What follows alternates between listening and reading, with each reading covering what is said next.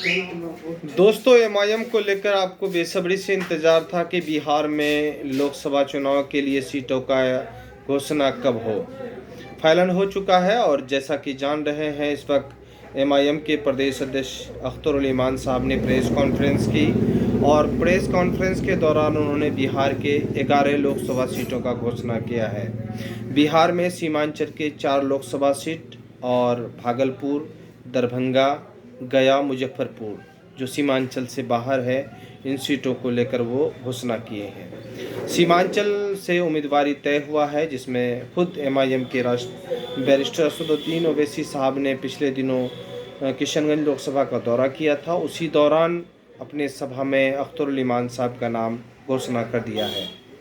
कटिहार से एमआईएम के प्रवक्ता आदिल हसन एमआईएम के उम्मीदवार होंगे। अब सबकी निगाहें सीमांचल के अररिया लोकसभा सीट पर है कि अररिया लोकसभा से किसको टिकट दिया जाए या एमआईएम को देना चाहिए। अगर आप अररिया पूर्णिया से हैं तो आपका सुझाव बेहतर सुझाव होगा। आप कमेंट में लिख सकते हैं कि अररिया के लोगों का एमआईएम से कि कौन कैंडिडेट पसंद है या पूर्णिया में कौन उसको उम्मीदवार पसंद है, आप नीचे लिख सकते हैं। बहरहाल दोस्तों, अब कहीं ना कहीं बिहार में और सियासी माहौल गर्म नज़र आएगा, क्योंकि अख्तर उल ईमान साहब फिलहाल 11 लोकसभा सीटों का ऐलान कर दिए हैं। इससे पहले अख्तर उल ईमान साहब का एक बयान आया था, जिसमें हिना साहब, जो ऑफ़र दिया गया था हिना साहब को, शहाबुद्दीन की पत्नी को, उनके बेटे को कि एमआईएम से चुनाव लड़े, लेकिन हिना साहब ने खुद उस मीडिया से मुखातिब होते हुए कहा कि वो चुनाव लड़ेगी। अब बिहार में चुनाव लड़ेगी तो वो किस पार्टी से लड़ेगी, इसका घोषणा भी वो किया है। आरजेडी से भले ही वो नाराज है, लेकिन किसी राजनीतिक पार्टी का ऐलान नहीं किया है। आने वाले दिनों में उनका निशाना निर्दलीय चुनाव से लड़ना है।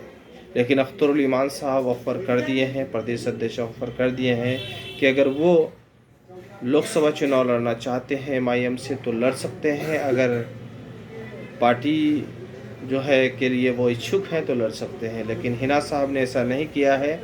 सिवान से वो निर्दलीय, चाहे वो या उनके बेटे चुनाव लड़ेंगे इस बार। और इस वक्त आप देख रहे हैं कि अख्तर उल ईमान साहब को और लोकसभा में उम्मीदवार को चिन्हित करना है और उम्मीदवार को उतारना भी है, उम्मीदवारों के नामों का ऐलान करना है।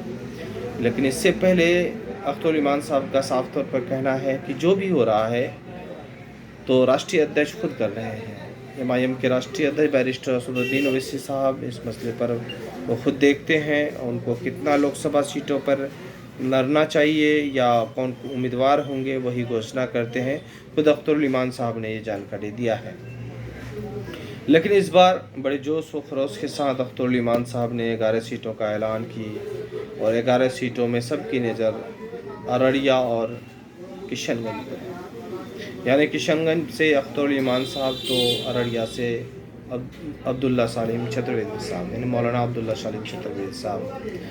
अब अख्तर उल ईमान साहब अपना घोषणा करने के बाद अब और सीटों के बारे में कब घोषणा करेंगे, लेकिन राष्ट्रीय अध्यक्ष बैरिस्टर असदुद्दीन ओवैसी साहब सब सीटों पर मंथन कर रहे हैं। उनकी टीम फ़िलहाल यहाँ से गई है और लोकसभा चुनाव को लेकर वो बड़ा बेहतर फैसला लेंगे और उम्मीदवारी का भी बड़ा फैसला लेंगे। चूँकि इस बार सियासी माहौल बिहार सहित हर जगह गर्म है।